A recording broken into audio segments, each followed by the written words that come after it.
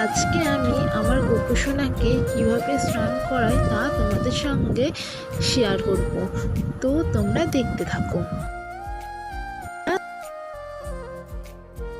তো প্রথমে আমি আমার গোপুসোনাকে সিংহাসন থেকে নিচে নামিয়ে নিলাম। নেমার পরে ওর গোপুসোনার জামাগুলো খুলে দেওয়া হলো। তারপরে আমি আমার গোপুসোনাকে